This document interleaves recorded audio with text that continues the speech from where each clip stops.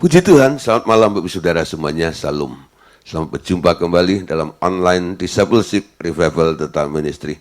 Puji Tuhan, malam hari ini kita bersama-sama untuk kembali melanjutkan materi kita. Kita masih berbicara tentang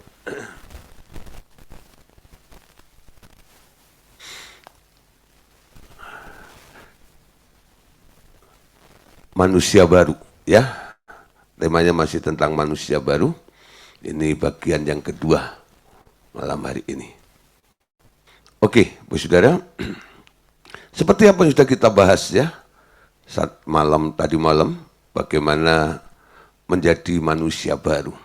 Orang dunia nggak mengenal istilah ada yang baru. Karena semua yang terjadi di dalam dunia ini semuanya adalah pengulangan. Itu dikatakan oleh orang yang paling berhikmat di bawah kolong langit, namanya Salomo. Tapi saudara, di dalam Kristus, di dalam kerajaan surga, itu ada yang baru. Setiap orang yang percaya kepada Tuhan Yesus, sekarang diubah oleh Tuhan. Yang lama sudah berlalu, yang baru sudah terbit. Sehingga kita dijadikan ciptaan baru. Amin. Nah, ciptaan baru. Apanya yang baru? Ya. Jadi orang manusia lama itu cenderung untuk menjadi egosentris. Tapi ketika Anda lahir baru menjadi ciptaan baru, sekarang kita adalah orang-orang yang kristosentris. Kenapa bisa menjadi kristosentris? Karena Yesus telah menebus kita. Ya. Nah, jadi sekarang karena semua sudah digenapi, sudah dikerjakan oleh Tuhan Yesus di kayu salib ketika dia bilang, sudah genap, sudah selesai. Sebenarnya apa yang terjadi di dalam kehidupan kita ini sudah diselesaikan oleh Tuhan Yesus. Itulah namanya grace. Ya. Nah, setelah itu saudara, kalau semua sudah ditolong oleh Tuhan, hidup kita bukan lagi berorientasi atau berpusatkan kepada diri sendiri.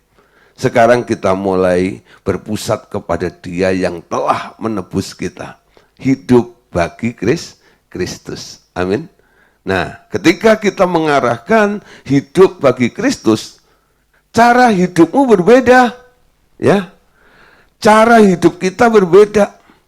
Jadi, orang yang menjadi ciptaan baru, mereka menyadari sekarang kita ini adalah hamba Allah. Apa itu hamba Allah? Bedakan hamba Allah dengan pendeta ya. Pendeta belum tentu hamba Allah. Tapi orang-orang yang melayani, tunduk dan taat kepada Allah, itulah yang disebut sebagai hamba Allah. Amin. Dalam 1 Petrus 2:9 katakan, kamulah bangsa yang terpilih, imamat yang rajani, bangsa yang kudus. Tuh? Kita dijadikan imam. Seorang imam adalah pelayan Allah. Motivasi baru dan hidup manusia baru adalah melayani Allah. Ingat ketika Anda sudah mulai mengarahkan hidupmu dan mengerti bahwa hidup kita ini ada sebagai hamba Allah yang melayani Allah, ada sesuatu yang dipercayakan oleh Allah. Kita ingat perumpamaan tentang talenta, betul?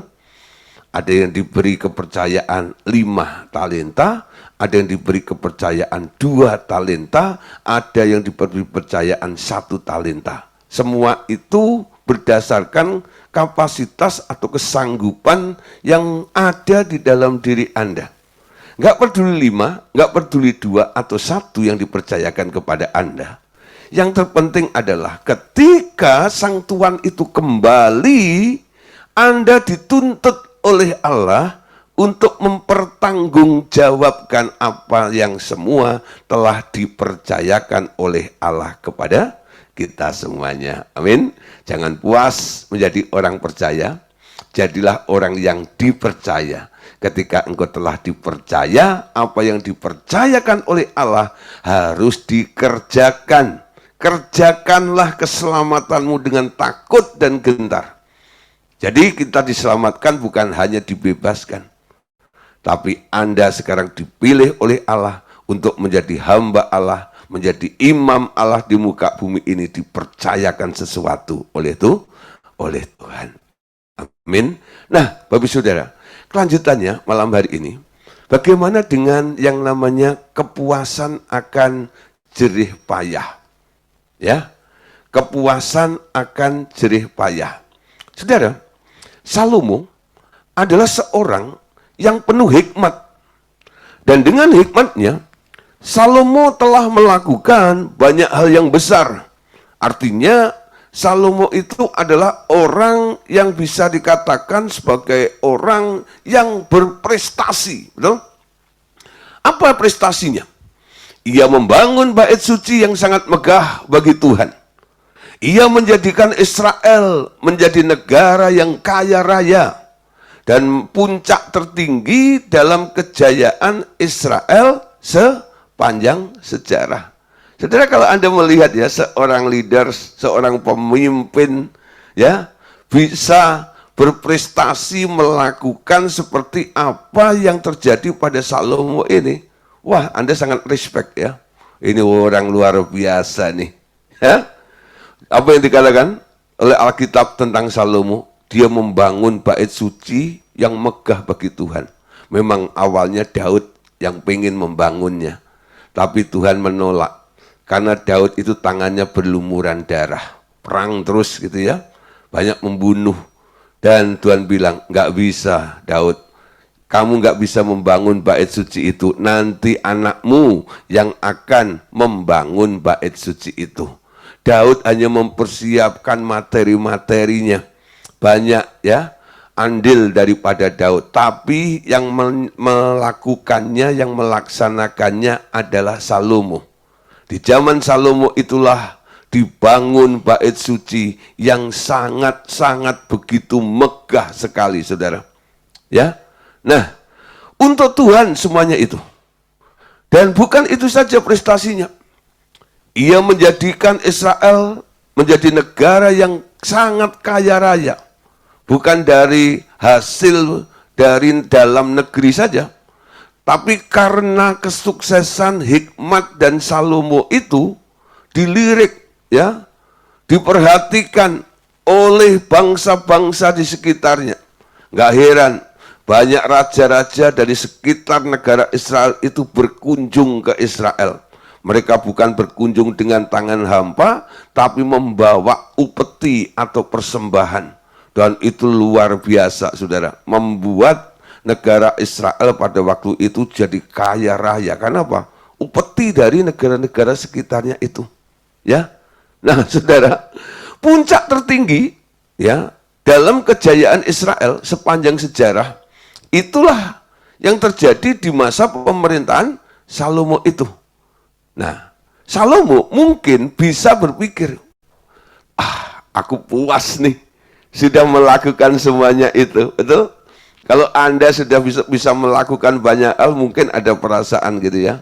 Puas rasanya, telah melakukan banyak untuk Tuhan, telah membawa kemajuan ini dan itu dan sebagainya. Itu yang disebut jerih payah, saudara. Ya, ia merasa puas dengan hasil pekerjaan tangannya sendiri. Tapi, saudara, Anda lihat pengakuan dari Salomo itu sendiri. Dalam hikmatnya, Salomo menyadari bahwa motivasi mengejar kepuasan terhadap pekerjaan sendiri ternyata adalah hal yang sama sia-sianya dengan orang-orang yang bodoh, yang tak berhasil, yang tak berprestasi di dalam hidup, dalam segala hal itu. Nah, Salomo mengatakan, kedua-duanya sama-sama mati, dan hasil pekerjaannya itu tak kekal. Bahkan Salomo sendiri menyesali diri mengapa ia dahulu begitu berhikmat. Coba Anda lihat beberapa ayat, saudara, yang ditulis oleh Salomo dalam kitab Pengkhotbah. Dalam Pengkhotbah pasal yang kedua. Nah, ayat 10 sampai ayat yang ke-12. Baca sama-sama ya.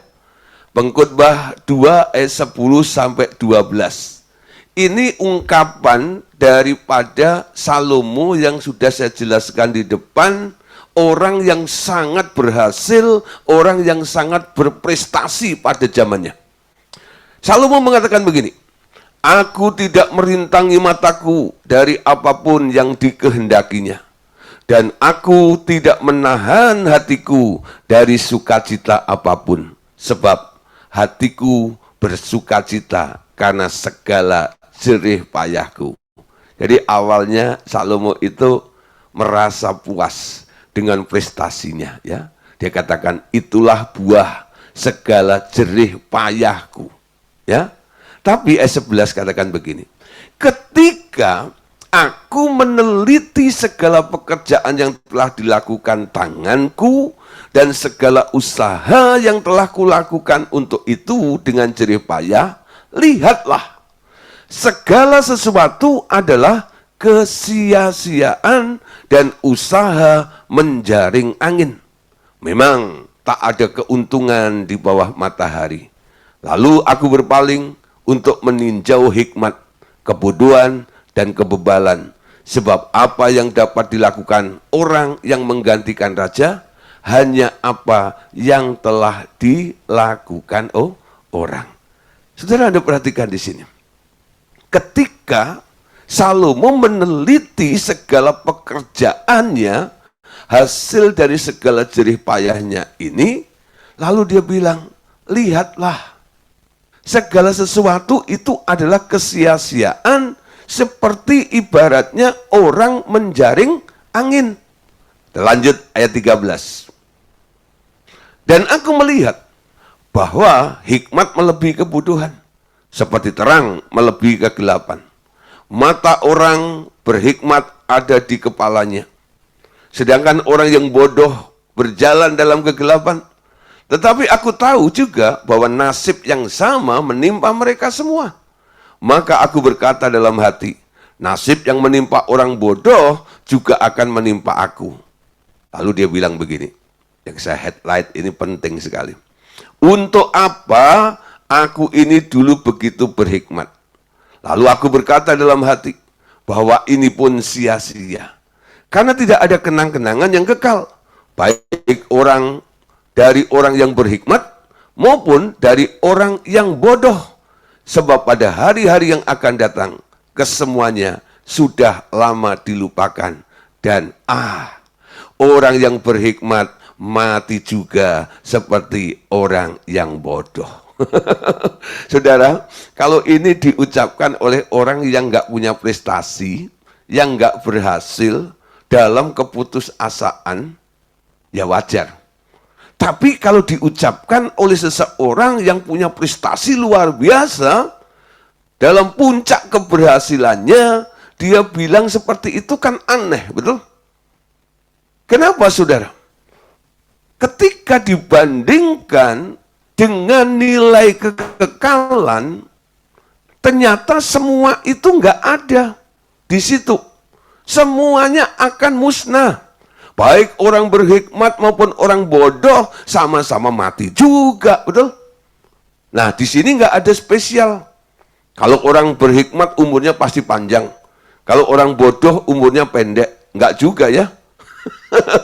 Anda kadang-kadang juga heran ya, ada orang baik, orang saleh, orang yang begitu Anda sayangi ya karena begitu baik dalam hidupnya. Tapi tahu-tahu, cepat mati juga ya. Aduh, kenapa dia cepat mati? Tapi ada orang yang Anda benci, ada orang yang Anda mungkin nggak suka karena kebebalannya, kebodohannya, ya.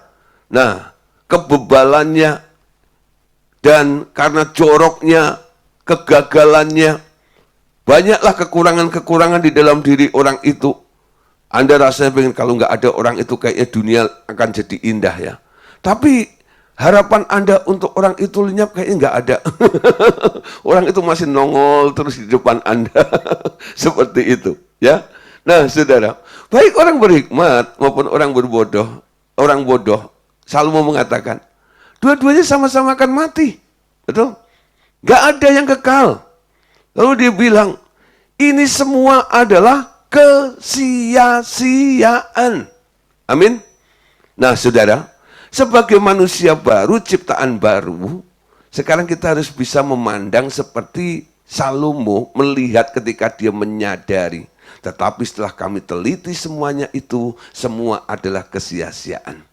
Dulu kita orang-orang yang mengejar semua itu. Dengan jerih payah kita, dengan upaya kita untuk melakukan ini dan itu. Setelah Anda sukses, berhasil dan semuanya, rasanya lega gitu ya. Rasanya bangga, waduh akhirnya jadi orang sugih ini. Akhirnya jadi orang kaya, akhirnya jadi orang berhasil nih. Cerita ke sana kemari, tahu enggak? Ayo bisa berhasil nih, saya banting tulang loh, ya. Kepala ganti kaki, kaki ganti kepala kayak akrobat. Semuanya itu aku lakukan, ya. Karena ketekunan kami, karena kegigihan kami, akhirnya kami berhasil semuanya. Tapi saudara, ketika Anda mulai menjadi manusia baru, ciptaan baru, semua bukan karena jerih payahmu.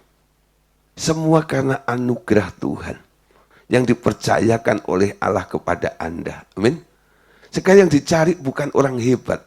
Yang dicari adalah orang yang mau nurut sama Tuhan.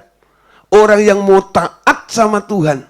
Menjadi imamnya Allah, menjadi hamba Allah yang melakukan kehendak Allah di muka bumi ini. Nah, disinilah saudara.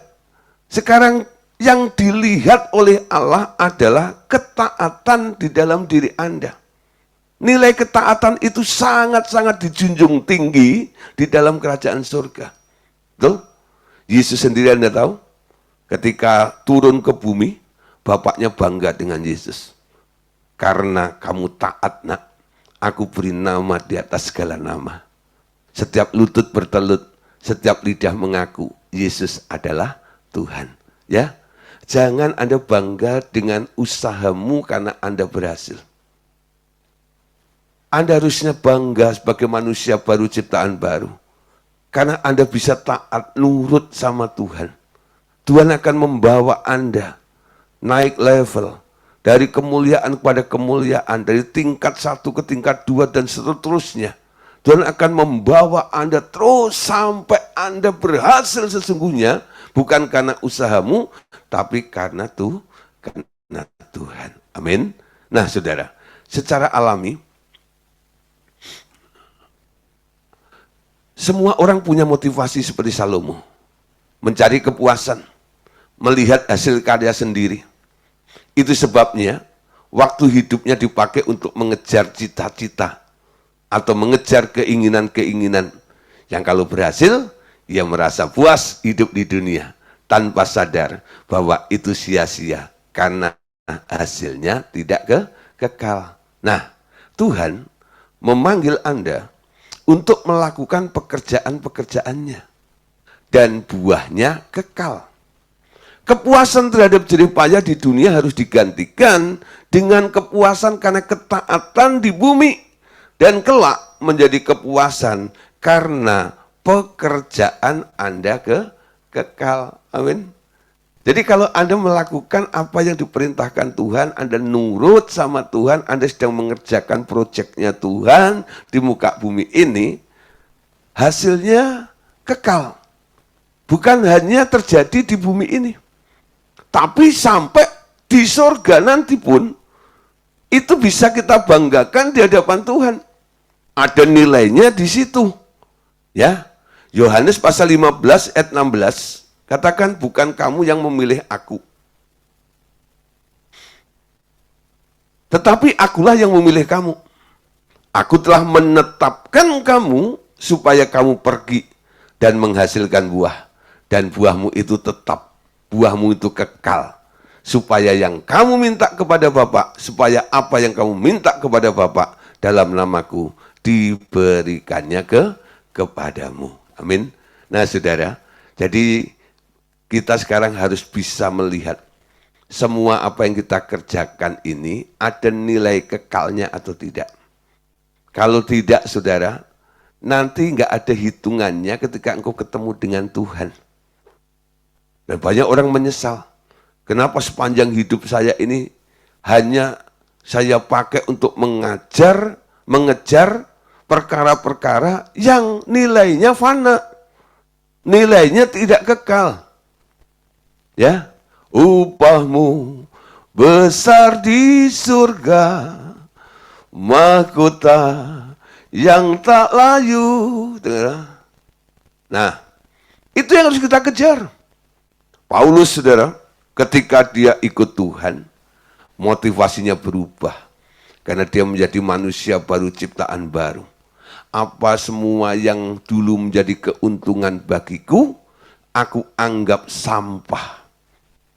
Sekarang aku berlari-lari untuk mencapai tujuan itu.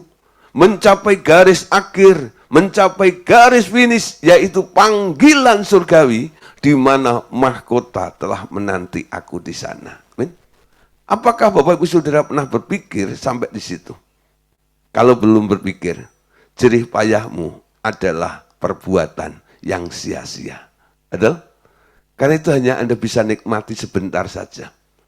Setelah Anda berjumpa dengan Tuhan, meninggalkan dunia ini, setelah mati, nggak ada prestasi yang bisa kita bawa di hadapan Tuhan. Pastikan apa yang Anda kerjakan memiliki nilai kekal. Amin. Nah, saudara, untuk itu saudara, sebagai manusia baru, supaya kita itu tidak terkontaminasi dengan banyak hal yang membuat tujuan hidup Anda itu hanya berorientasi tentang dunia ini, sebagai manusia baru, ciptaan baru di dalam Allah, Anda harus cepat untuk menyucikan diri. Nah, kesadaran itu harus muncul. Mereka yang menyadari panggilan hidup yang baru ini akan menyucikan diri, akan menyerahkan diri kepada Tuhannya, dan Tuhan yang akan memperlengkapinya untuk tugas-tugas pelayanan. Amin. Ketika Anda sudah mulai terbuka pengertiannya, Anda mulai menyadari, ya, mulai panggilan Tuhan ini membuat Anda mulai punya arah. Gregetnya itu mulai ada. Aku harus menyucikan diri.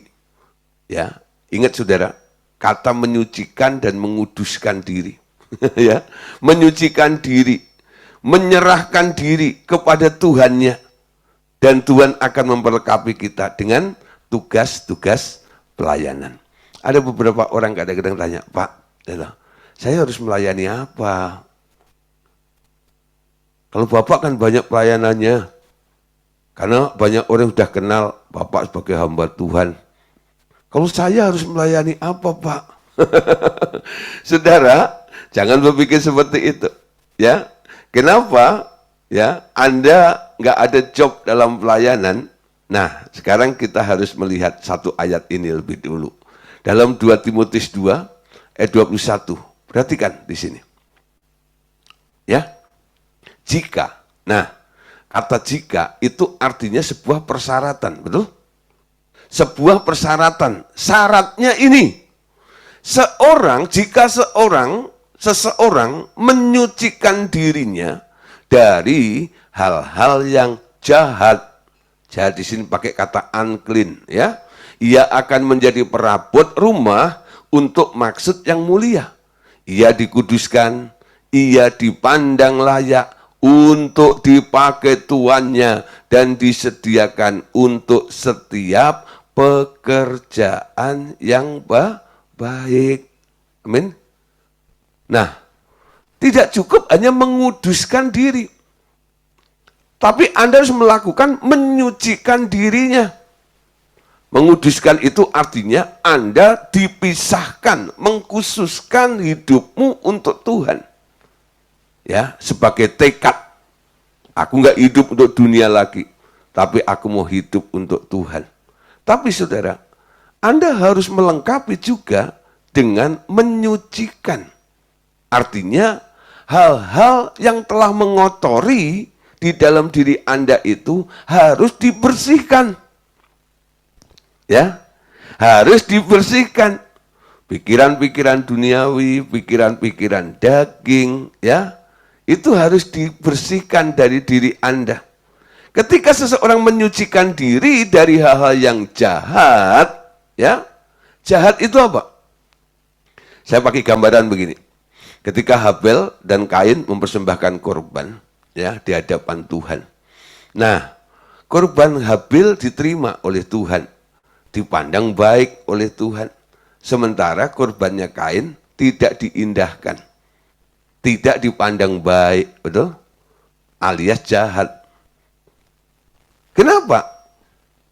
Ya, bukan berarti Kain itu mempersembahkan hasil bumi, buah-buah yang busuk diberi kepada Tuhan, enggak.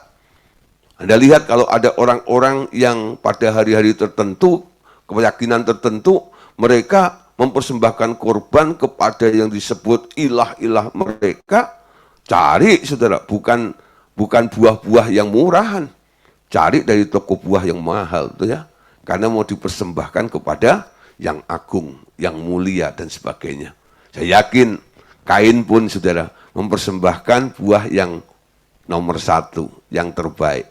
Tapi walaupun itu semuanya dipersembahkan, tidak diindahkan oleh Tuhan, dipandang nggak baik, dipandang jahat oleh Tuhan. Kenapa? Karena tidak sesuai dengan apa yang telah ditetapkan oleh Tuhan. Setiap orang yang mempersembahkan korban harus mempersembahkan darah. Di dalam buah-buahan hasil bumi nggak ada darah, yang ada cuma getah, amin. Tapi ketika Habil mempersembahkan kambing dombanya, dipotong di hadapan Allah, mengucur darah itu. Betul? Nah, darah untuk pengampunan dosa. Itu untuk melambangkan nantinya bagaimana Yesus datang ke dunia, dia memberikan darahnya untuk menyucikan kita semuanya dari dosa dan kejahatan kita semuanya. Nah, jadi saudara, menyucikan diri dari hal yang jahat. Ide-ide gagasan manusia itu harus ditepis. Mulai tunduk pada kehendaknya Tuhan. Kalau Anda mau dipakai oleh Tuhan, Anda harus memberi ruang. Tuhan, engkau mau apa? Jangan Tuhan itu Anda penuhi dengan keinginan-keinginanmu. Tuhan, aku mau ini. Tuhan, aku mau itu. Tuhan, aku mau ke sini. Tuhan, aku mau ke sana. Kiranya Tuhan, engkau melengkapi, engkau melindungi, engkau menjagai, engkau membuat ini berhasil, dan sebagainya. Kebanyakan orang-orang Kristen doanya kan begitu, betul? Tapi jarang orang-orang Kristen yang diajar untuk nanya Tuhan, Tuhan, engkau mau apa? Tuhan, engkau mau suruh saya kemana? Tuhan, engkau mau aku melakukan apa? Nah, kalau Anda mulai membiasakan diri, memulai tanya Tuhan, artinya apa? Anda tidak menyodorkan agenda hidup Anda di hadapan Tuhan, tapi Anda terbuka untuk diisi Tuhan, silahkan. Agendamu kau nyatakan dalam kehidupanmu.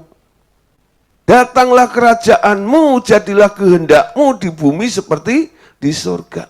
Ketika Tuhan menyatakannya, menyuruh Anda, lalu Anda melakukannya. Amin. Nah, ketika Anda melakukan seperti ini, ia akan menjadi perabot rumah untuk maksud yang mulia. Dikuduskan, dipandang layak untuk dipakai tuannya, dan disediakan untuk setiap pekerjaan yang baik. Luar biasa ya. Dikuduskan, dipisahkan dari orang-orang yang selalu pamer atau minta direstui ide gagasannya. Jadi ketika Anda memberi ruang, mengadopsi kehendak Tuhan, Anda akan dipisahkan dari orang-orang yang terus berambisi dengan keinginan-keinginannya itu. Nah, ketika Anda dikuduskan, dipisahkan, lalu Anda dipandang, ini layak untuk aku pakai, ini layak untuk aku utus. Amin. Nah, lalu disediakan proyeknya untuk setiap pekerjaan yang baik. Amin. Nah, saudara, gereja Tuhan itu sebenarnya dilengkapi dengan 5 jabatan ya. Untuk itu Tuhan menyediakan rasul-rasul, menyediakan nabi-nabi, menyediakan penginjil-penginjil, menyediakan gembala-gembala, menyediakan pengajar-pengajar untuk mempersiapkan mereka semuanya. Anda bisa baca di dalam Efesus 4 ayat 12, 11 sampai 12. Dialah yang memberikan baik rasul-rasul maupun nabi-nabi, baik pemberita-pemberita Injil maupun gembala-gembala, dan pengajar-pengajar untuk memperlengkapi orang-orang kudus bagi pekerjaan pelayanan, bagi pembangunan tubuh Kristus. Amin. Nah saudara, jadi disediakan ada orang-orang yang akan menjadi mentor Anda. Tergantung bidang apa, nanti Tuhan akan membawa, menyediakan Anda pelayanan di situ. Nah, 5 jabatan itu punya fungsi tugas masing-masing. Ada rasul, ada penginjil, ada nabi, ada gembala, ada pengajar, dan sebagainya. Nah, nanti saudara, kira-kira Tuhan akan bawa Anda ketemu dengan mungkin rasul, dengan orang yang memiliki karunia nabi, atau pemberita Injil, gembala, pengajar, dan sebagainya. Dulu saya berpikir, saudara, setiap hamba Tuhan itu harus jadi gembala sidang, punya gereja, dan sebagainya. Tapi nggak begitu. Ya, ketika saya lulus sekolah kitab, saya berpikir kalau bikin gereja, nanti mesti jadi gembala. Tapi Tuhan akhirnya tuntun saya masuk ke kota Jakarta ini, lalu disinilah saya bertemu dengan mentor. Mentor saya adalah seorang pengajar, ya, bukan karena dia dulu ya profesinya adalah dosen di ITB, memang karena Tuhan memanggil beliau sebagai seorang pengajar. Ketika saya dimentorin, ya, dibina, dididik oleh beliau, saudara, terbentuk. Dan hari ini Anda bisa melihat, saya adalah seorang pengajar, betul? Saya seorang pengajar. Ketika saya ada di posisi seperti ini, Tuhan memberikan ladang-ladangnya. Gak heran kadang-kadang Tuhan izinkan saya, gitu ya, baik itu yang mungkin kami prakasai sendiri dengan tim, atau mungkin orang lain yang membuat acaranya sehingga terkumpullah beberapa hamba-hamba Tuhan kumpul gitu ya. Lalu Tuhan memberikan saya kesempatan untuk berbicara di depan mereka semuanya. Untuk apa? Untuk memberitakan hal yang baru. Mengajar. Bukan berarti saya lebih hebat dari mereka, tidak. Saya tetap menghargai panggilan mereka. Bagi seorang gembala sidang yang harus berjuang untuk merawat domba-domba yang Tuhan percayakan kepada mereka. Tapi mereka kadang-kadang butuh.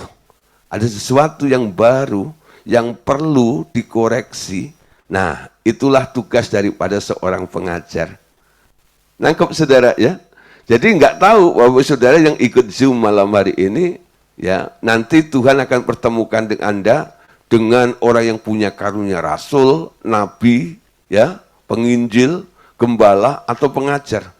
Kalau Anda ketemu dengan orang yang punya karunia pengajar, jawatan pengajaran ada di dalam dia, nah, Anda akan dicetak di situ menjadi seorang pengajar juga nantinya. Saudara, nggak semua saudara, orang yang ikut ya pemuridan saya itu semua jadi pengajar. Ada sih beberapa orang ya, tapi saya juga melihat ada beberapa orang yang sudah buka gereja, ya, dari orang yang kerja sekuler, lalu ikut kelas pemuridan ini, akhirnya punya hati seorang gembala, lalu menggembalakan. Walaupun awal-awalnya harus ngerepotin saya juga, untuk apa membantu sampai 2-3 tahun di gerejanya dia, lalu sampai mereka bisa sudah mengelola gereja itu, akhirnya saya harus pindah lagi, ketemu lagi dengan murid saya yang lain, yang bikin gereja juga, lalu saya ada di situ lagi, dan sebagainya. Nah, saya nggak tahu, malam hari ini mungkin ada juga yang mau bikin gereja, dan sebagainya. Oke?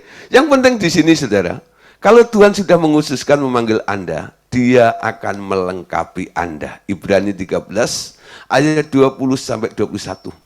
Kiranya Allah damai sejahtera yang dengan darah perjanjian yang kekal telah membawa kembali dari antara orang mati Gembala Agung segala domba, yaitu Yesus Tuhan kita. Memperlengkapi kamu dengan segala yang baik untuk melakukan kehendaknya dan mengerjakan di dalam kita apa yang berkenan kepadanya. Melalui Yesus Kristus, bagi dialah kemuliaan sampai selama-lamanya. Amin. Nah, sekarang kita ngerti. Menjadi manusia baru, ciptaan baru, Anda sekarang adalah hamba Allah. Amin. Nah, saudara, selanjutnya. Menjadi manusia baru, hidupmu pasti berubah. Target perubahannya sampai di mana? Ya, target perubahannya adalah sampai serupa dengan Yesus. Bukan dengan dunia ini. Bukan serupa dengan dunia. Tapi serupa dengan Kristus. Kadang-kadang kita memohon-mohon pada Tuhan seperti Yesus. Seperti Yesus. Itu saja ku minta. Ya, ku mau sepertimu Yesus. Disempurnakan selalu.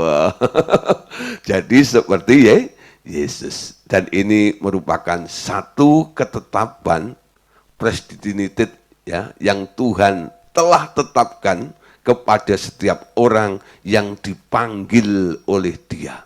Roma 8 ayat 29. Sebab semua orang yang dipilihnya dari semula, mereka juga ditentukannya, amin, dari semula untuk menjadi serupa dengan gambar anaknya, supaya ia anaknya itu menjadi yang sulung di antara banyak saudaranya. Amin. Nah, Anda mau jadi saudaranya Yesus? Siapa saudaranya Yesus? Yesus pernah bilang, saudara-saudaraku adalah mereka yang melakukan kehendak Bapa. Betul? Jadi keserupaan dengan Yesus yang membuat Anda akhirnya menjadi saudaranya Yesus, itu bukan wajahmu yang berubah. Wajahmu sih tetap sama. Wajah culun orang kampung tetap aja sama. Tapi saudara, yang merubah, yang berubah adalah karakteristik Anda. Diubah menjadi seperti Yesus. Betul? Menjadi seperti Yesus. Untuk itu harus ada pertumbuhan. Setiap hari ditumbuhkan dalam hidup kita ini.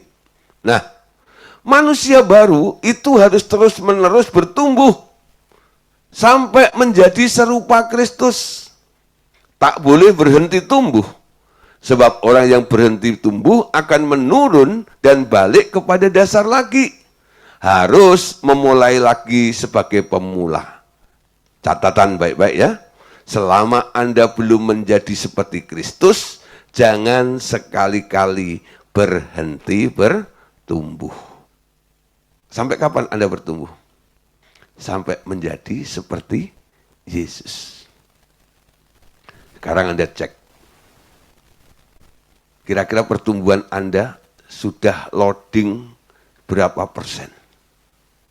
Kalau Anda install sesuatu itu ya, nah atau download itu ya, nah kadang-kadang itu loading kan, sudah berapa persen? 0, berapa, 1, berapa, 2, berapa. Nah, untuk target menjadi seperti Yesus itu kira-kira loadingmu itu sudah sampai berapa persen? Nah, yang suka ya loading, yang suka download atau upload seperti ini, karena mengerti, ya itu tergantung apa sudah kecepatan itu, tergantung internet Anda, betul? Ketika internet Anda itu saudara, wah saudara, itu kenceng gitu ya, itu download, upload itu cepat sekali.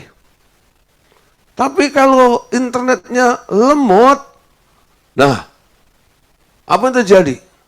Saya pernah saudara, ya, dulu pakai salah satu ya merek internet itu ya, Itu lemot banget. Pernah upload ya untuk ke YouTube waktu itu, ya khotbah saya mau saya upload ke sana. Itu saya upload dari jam berapa itu selesai acara, jam 1:30 kalau nggak salah ya. Di sekretariat itu sampai tengah malam, saudara, itu baru berapa persen gitu. Lama banget dan sebagainya. Lalu saya tanya pada murid saya namanya Henry, Hen, ini kenapa? Ya, saya upload ini kok nggak naik-naik dan sebagainya. Lalu dia bilang, Bapak uploadnya di mana? Di rumah. Oh, Bapak ke sekretariat aja, karena internet di sekretariat itu kalau upload cepat. Akhirnya saudara, saya batalin sini, lalu saya pergi ke sekretariat, nggak sampai 1 jam, saudara, itu langsung, wah, langsung saudara, ya sudah beres, nggak sampai 1 jam, tergantung internet Anda. Itu ada orang-orang yang pertumbuhannya begitu cepat ya, berarti internetnya kenceng loh. Ada yang lemot begitu. Nah, yang lemot itu saudara, dari dulu sekarang sampai selamanya ya tetap gitu saja. Kalau ketemu, gimana kabarnya? Ya baik-baik Pak, gitu ya. Gimana sekarang? Ya biasa-biasa aja. Nah, kenapa nggak bertumbuh? Sudah melayani belum? Aduh Pak, buru-buru. Nah gitu ya. Masih mau coba, gitu ya. Itu baru 0, sekian. Tapi kadang-kadang saya kaget juga. Ada orang-orang yang baru ikut bergabung dan sebagainya, tahu-tahu sudah punya murid, sudah mulai mengajar, sudah ada buahnya dan sebagainya. Artinya apa? Wah, itu internetnya kenceng. Nah, pastikan internet Anda kenceng. Supaya apa? Supaya Anda cepat berubah. Karena targetnya sangat tinggi. Seperti Yesus. Jangan pernah berhenti sebelum bertumbuh seperti Yesus. Amin. Selama Anda belum menjadi seperti Kristus, jangan sekali-kali berhenti bertumbuh. 2 Korintus 3 ayat 18. Kita semua mencerminkan kemuliaan Tuhan dengan muka yang tidak berselubung.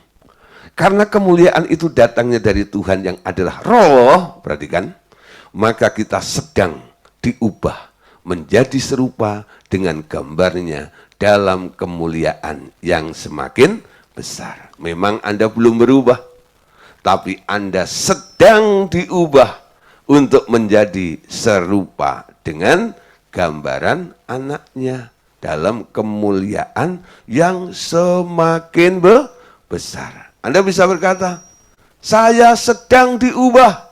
Amin. Menjadi serupa dengan Yesus. Nah, kadang-kadang untuk perubahan ini Tuhan punya sarana. 2 Korintus 4 ayat 17.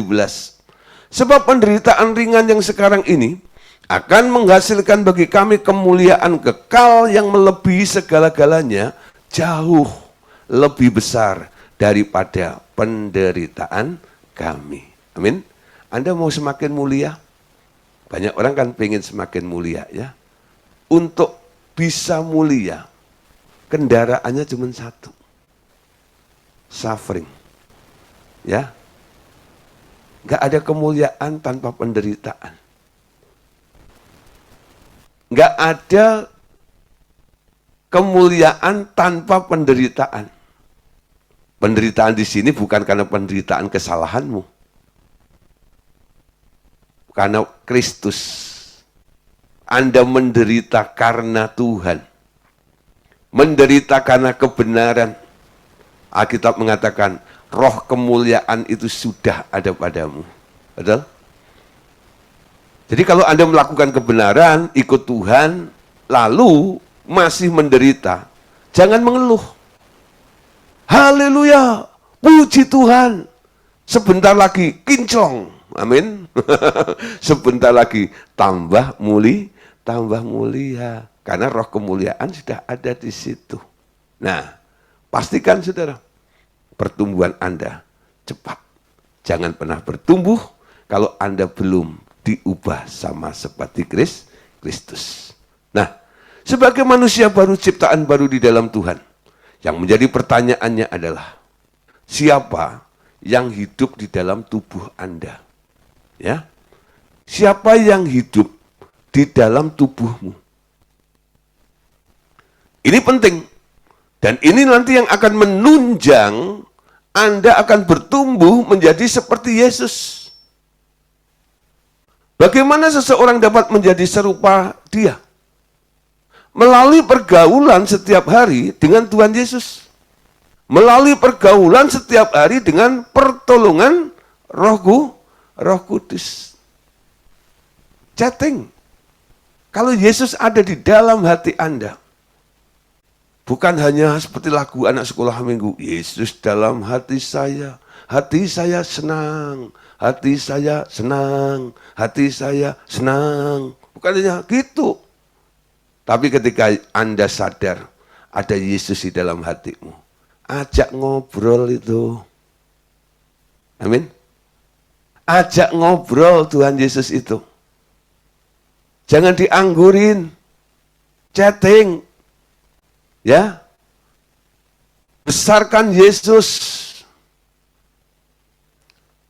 Dia semakin bertambah, Anda semakin berkurang. Ketika Yesus yang ada di dalammu semakin bertambah, melenyapkan dirimu, sehingga Anda bukan hidup sebagai Anda lagi, tapi Kristus yang berdampak di dalam kehidupan kita semuanya. Nah, pergaulan Anda dengan Tuhan ini penting. Dua orang yang bergaul, indah dan dekat satu dengan yang lain.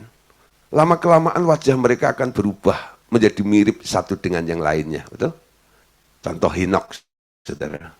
Di zaman purba, sebelum banjir zaman Nuh, Henokh bergaul dengan Allah selama 365 tahun. Menjadi sahabat Allah. Sehingga ia diangkat langsung ke surga dan tidak mengalami kematian. Siapa mau Henokh? Henokh itu tidak terkenal dengan mujizatnya. Tidak seperti Elia, tidak seperti Musa yang membelah laut itu ya. Yang membelah laut, wah, menurunkan api, membangkitkan orang mati. Gak ada sesuatu yang spektakuler dalam sejarahnya yang ditulis oleh Alkitab tentang Henokh itu. Alkitab hanya memberi keterangan tentang Henokh yang akhirnya diangkat oleh Allah. Henokh itu bergaul karib dengan Tuhan. Berapa lama? 365 tahun. Pergaulan seseorang itu akan kadang mengubah. Ya, Anda bergaul dengan siapa? Kalau Anda bergaul dengan seorang dokter, lalu Anda banyak ngobrol dengan dokter itu. Nah, dokter mulai ngobrol nih tentang, oh penemuan ini, tentang adanya obat itu, ada penyakit ini dan itu dan sebagainya. Lah, lama-lama Anda tahu kan? Anda bisa cerita kepada orang lain tentang apa yang Anda dapat dari dokter itu. Lalu orang bisa mengatakan, kamu kayak dokter aja. Emang kamu pernah sekolah kedokteran? Enggak. Kok kamu bisa tahu begini-begini dan sebagainya? Iya, karena saya sering ketemu dengan dokter Benny. Dokter Benny Ghazali. Nah, lalu dia ngobrol banyak ini, banyak itu. Akhirnya saya tahu banyak itu. Wah, saya sering ngobrol sama dokter Roy. Wah, saya sering ngobrol sama dokter Erik. Wah, di sini ada beberapa dokter yang ikut kelas pemuridan. Jadi kadang-kadang kalau kita sering dapat informasi dari orang-orang yang ngerti di situ, Anda mungkin ada keserupaan ya. Itu dari pengetahuannya, betul? Skillnya juga bisa. Anda ketemu dengan koki itu ya, jago masak ini dan itu. Nah, Anda tahu resepnya. Dan Anda melihat bagaimana cara dia memasak ini dan itu. Nah, lama-lama saudara, Anda pintar masak juga. Bukan karena Anda kursus memasak, tapi karena pergaulan Anda dengan orang yang bisa memasak. Amin. Nah, kalau Anda bergaul dengan Tuhan, kira-kira ada dampaknya enggak? Ada juga, betul? Kalau Anda bisa bergaul dengan orang-orang yang Anda anggap spesial, punya kelebihan ini dan kelebihan itu, kenapa Anda nggak dorong diri Anda untuk bergaul dengan Tuhan? Sehingga Anda bisa dipengaruhi oleh Tuhan. Dan Anda bisa menjadi sama seperti Kristus. Amin. Jadi sekarang kita terbuka nih. Menjadi sama seperti Kristus itu bukan sulit. Dibutuhkan satu action saja. Apakah Anda orang yang bergaul karib dengan Tuhan atau bukan? Ya, kalau Anda nggak pernah bergaul, nggak pernah ngobrol, ya sudah, sampai kapanpun Anda nggak mengerti, apalagi berubah. Mustahil itu semuanya. Amin. Nah, orang-orang yang mengaku Tuhan Yesus yang hidup dalam dirinya dan tak pernah membuat keputusan-keputusan atau tindakan sendiri kecuali dengan persetujuan Tuhan dan selebihnya mengikut dorongan intuisinya yang dikendalikan Tuhan Yesus di dalam dirinya akan memanifestasikan Yesus di dalam hidupnya. Amin. Dia nanti akan memberikan keputusan-keputusan, arahan-arahan, dorongan-dorongan, mengendalikan Anda. Nah, ketika itu terjadi dalam kehidupan Anda, manifestasi Yesus itu akan nyata di dalam kehidupan kita semuanya. Galatia 2, 19-20. Sebab aku telah mati oleh hukum Taurat, untuk hukum Taurat, supaya aku hidup untuk Allah. Harus ada yang mati, ya, supaya bisa hidup untuk Allah. Aku telah disalibkan dengan Kristus. Namun aku hidup, tetapi bukan lagi aku sendiri yang hidup, melainkan Kristus yang hidup di dalam aku. Hidup yang sekarang aku hidupi secara jasmani adalah hidup oleh iman dalam Anak Allah yang telah mengasihi aku dan menyerahkan dirinya untuk aku. Amin. Nah, tentang Henokh ini ayatnya, saudara. Nanti kalau Anda ditanya ayatnya, Anda tahu ayatnya. Kejadian pasal 5, 22-24. Dan Henokh hidup bergaul dengan Allah selama 300 tahun lagi. Setelah ia memperanakkan Metusalah, dan ia memperanakkan anak-anak lelaki dan perempuan. Jadilah Henokh mencapai umur 365 tahun. Dan Henokh itu bergaul dengan Allah, lalu ia tidak ada lagi sebab ia telah diangkat oleh Allah. Saudara, gambarannya, orang yang bergaul dengan Allah bukan berarti mereka enggak berkeluarga. Henokh punya anak, bukan? Sama seperti Bapak Ibu Saudara punya istri, punya anak, punya keluarga, dan sebagainya. Bukan orang yang bertarak, ya, yang memisahkan diri, ya, yang nggak menyentuh ini, menyentuh itu, dan sebagainya. Dia seperti orang biasa. Tapi kebiasaan bergaulnya dengan Allah itu, berjalan dengan Allah itu yang membuat dia beda dengan yang lainnya. Itu yang terjadi dengan Henokh. Amin. Nah, saudara, satu hal lagi untuk menutup, ya. Bagaimana kita mau mulai pelayanan? Ya. Banyak orang kadang-kadang pengen melayani, tapi nggak tahu, nggak ngerti bagaimana cara melayaninya. Nah, bagaimana memulai pelayanan? Dalam kitab Para Rasul, tampak Tuhan memilih atau membangkitkan hamba-hambanya sendiri. Tak seorang pun perlu mengangkat dirinya menjadi hamba Tuhan.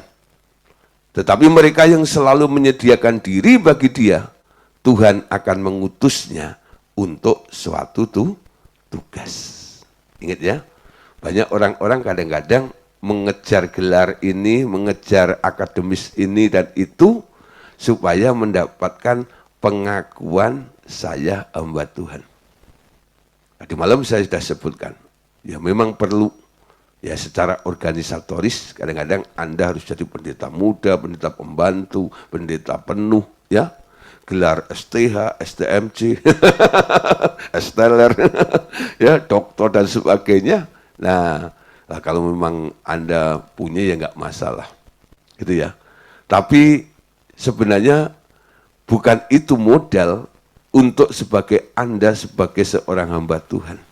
Ya, mengangkat diri, gue STH loh, gue lulusan ini loh, dan itu dan sebagainya. Hanya status, ya, status, tapi nggak pernah ada yang dikerjain. Ada saudara, saya ketemu, ya, waktu pertama-tama kali saya masuk ke Jakarta tahun 94, itu dalam satu kelompok persekutuan itu banyak hamba-hamba Tuhan dari lulusan sekolah Alkitab, dari Taumangu, dari PJ, dari GBI Petamburan, yang dari pokoknya banyak-banyak lah situ. Ketemu dengan berbagai macam yang gelarnya luar biasa. Tapi saudara, ya, waktu kami ngobrol sebenarnya saya kaget. Ini orang banyak gelar seperti itu, tapi dia no job, nggak ada jadwal pelayanan, nggak ada ini dan itu. Terus saya bilang, kamu udah melayani belum? Belum, saya nggak ngerti ini. Masih gimana, siapa yang ini, ya. Nah, tapi kalau ketemu bilang, saya itu hamba Tuhan loh, tapi tidak melakukan pekerjaan Tuhan, aneh juga kan? Hanya status seperti itu. Jangan mengangkat diri sebagai hamba Tuhan, tapi nggak pernah melayani Tuhan. Amin. Layani Tuhan, nanti orang yang akan mengakui atau Tuhan sendiri yang akan memberikan pelayanan itu sehingga orang melihat Anda adalah seorang hamba Tuhan. Amin. Seorang hamba Tuhan. Itu jauh lebih penting. Amin. Nah, saudara, Tuhan nanti akan mengutus Anda pergi ke sana, kemari, ya. Saya sendiri kadang-kadang herannya. Ketika saya menyerahkan diri kepada Tuhan, Tuhan tuh bawa saya dalam pelayanan itu ya sesuatu yang nggak pernah saya pikirkan. Kenapa? Saya nggak punya kapasitas kemampuan saya bisa ada di daerah itu. Tapi Tuhan tuh aneh bin ajaib, ya. Tuhan bawa saya, tahu kenal seorang direktur itu diundang khotbah, dia nggak bisa lalu telepon saya untuk menggantikan, sampai akhirnya saya harus khotbah di depan para direktur, gitu ya.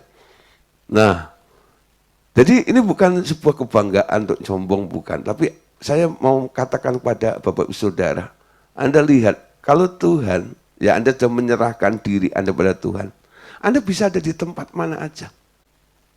Ada satu orang saya kenal, dia ngurusin, ya dia banyak kenal dengan instansi kepolisian. Lalu dia jadwalin saya khotbah di beberapa kantor polisi, termasuk di Komdak, pernah 2 kali di situ. Ya, satu kali saya ditelepon orang, ya, nggak tahu dia dapat nomor telepon dari mana. Saya juga nggak kenal sama mereka. Nah, saya dijadwal khotbah di Kejaksaan Agung, ya, setiap bulan sekali, itu sampai 3 tahun saya ada di situ, ya, saya khotbah terus di situ. Wah, saudara, Tuhan bawa saya, ya, ketemu dengan orang-orang di sana itu. Tuhan utus. Kunci cuma satu. Ketika saya menyerahkan diri saya kepada Tuhan, Tuhan bawa, ya, tunjukkan pelayanan-pelayanan itu. Ketemu dengan ini dan itu dan sebagainya, ya. Nah, mulai belajar, saudara, ya, nurut aja sama Tuhan, serahkan hidupmu kepada Tuhan. Tuhan yang atur pelayanannya kemana. Jangan Anda mengangkat diri Anda sendiri menjadi seorang hamba Tuhan. Sediakan dirimu bagi Tuhan. Tuhan akan mengutus Anda, ya, kepada satu tugas, ya. Sekali, saudara, saya sudah lama nggak diundang oleh satu kelompok atau satu persekutuan doa. Dulu banyak kantor-kantor yang undang. Ketika saya pulang dari Bandung, saya tuh lewat Jalan Cawang itu, ya. Lalu saya di Taman Anak, papi khotbah di gedung ini loh, gedung ini. Ada beberapa deret surah di MT Haryono itu, saya khotbah. Salah satunya yang sudah lama nggak mengundang saya itu,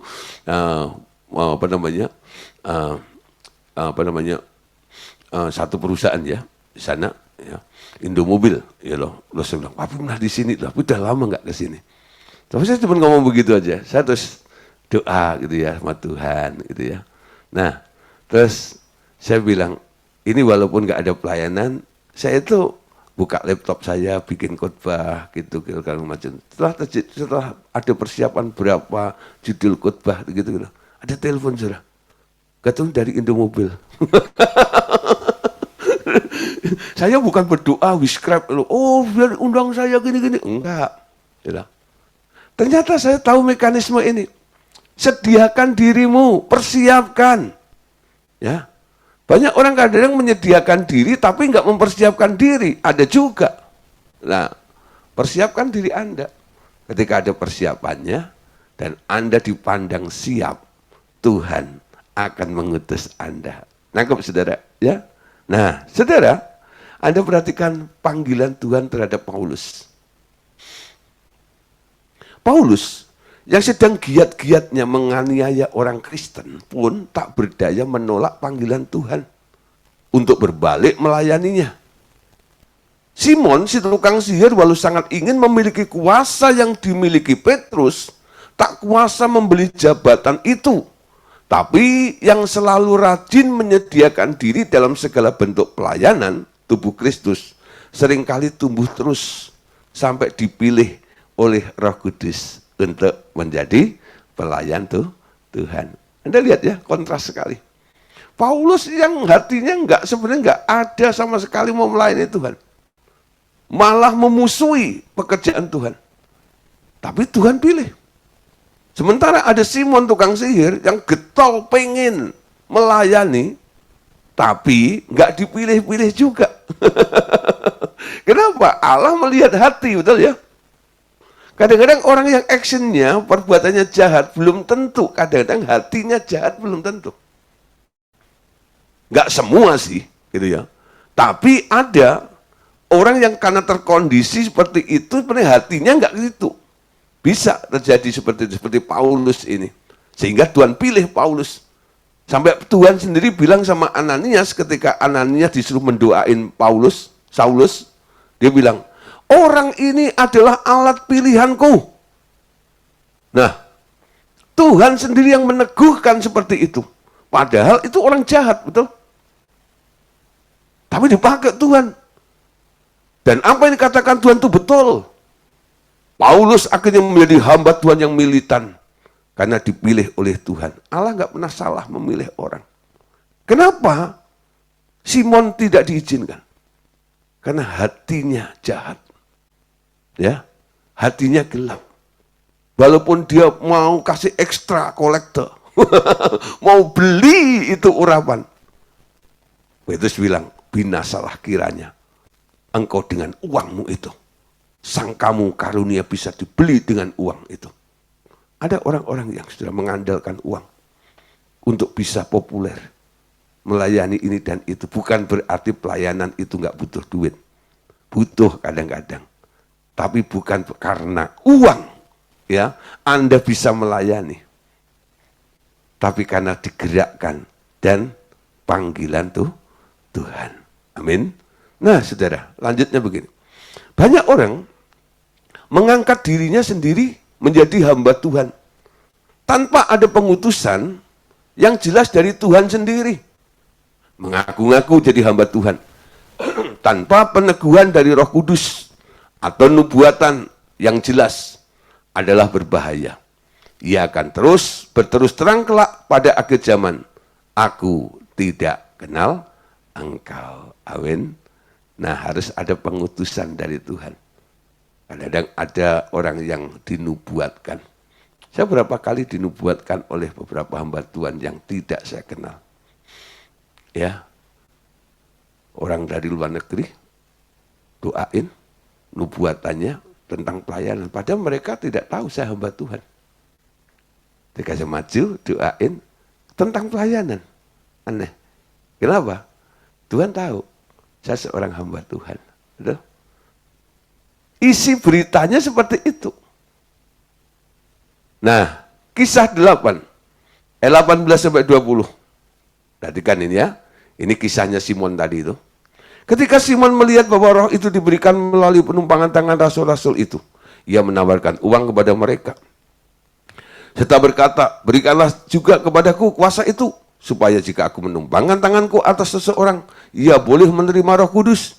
Tetapi Petrus berkata kepadanya, binasalah kiranya uangmu itu bersama dengan engkau, karena engkau menyangka bahwa engkau dapat membeli karunia Allah itu dengan uang. Ya, enggak bisa ditolak oleh Tuhan. Kisah 9 ayat 10 sampai 12. Di Damsyik ada seorang murid Tuhan bernama Ananias. Tuhan berfirman kepadanya dalam satu penglihatan, Ananias, jawabnya, ini aku Tuhan. Firman Tuhan, bangkitlah dan pergilah ke jalan yang bernama jalan lurus, dan carilah di rumah Yudas, seorang dari Tarsus yang bernama Saulus. Ia sedang berdoa. Dalam satu penglihatan, ia melihat bahwa seorang yang bernama Ananias masuk ke dalam dan menumpangkan tangannya ke atasnya, supaya ia dapat melihat lagi. Ya, nah saudara, Tuhan sendiri yang bereaksi menghubungkan antara Ananias dan Saulus itu. Saudara, kalau Anda bicara tentang, kalau kita membahas tentang Ananias dan Saulus, itu sangat luar biasa. Ini pekerjaan roh ya, yang terkoneksi satu dengan yang lainnya. Allah berbicara kepada Ananias, Allah juga berbicara kepada Saulus. Sehingga ketika Ananias mau doain Saulus sudah tahu, nanti yang doain namanya Ananias. Ya, ini indah sekali. Coba nanti Anda baca ceritanya. Nah, untuk apa? Untuk meneguhkan pilihan Allah atas Saulus yang akan dipakai oleh Tuhan. Amin. Kisah 15. Nah, ayat terakhir ya. Ayat 22 dan ayat yang ke-32. Kemudian rasul-rasul dan penatua-penatua beserta seluruh jemaat itu mengambil keputusan untuk memilih dari antara mereka beberapa orang yang akan diutus ke Antiokhia bersama-sama dengan Paulus dan Barnabas, yaitu Yudas yang disebut Barsabas dan Silas. Keduanya adalah orang terpandang di antara saudara-saudara seiman itu. Yudas dan Silas adalah juga nabi, banyak memberi penghiburan kepada saudara-saudara seiman itu dan menguatkan hati mereka. Nah, saudara, kadang-kadang Tuhan juga pakai rasul-rasul untuk mengutus orang-orang yang masuk di dalam sebuah ministry itu. Nah, Bapak Saudara, malam hari ini kita sudah selesaikan pembahasan tentang manusia baru. Amin. Nah, next kita akan masuk pelajaran baru, judulnya yaitu tentang hati nurani. Ajak teman-teman lainnya supaya bergabung, supaya ikut belajar bersama-sama. Oke? Tuhan Yesus memberkati kita semuanya. Amin.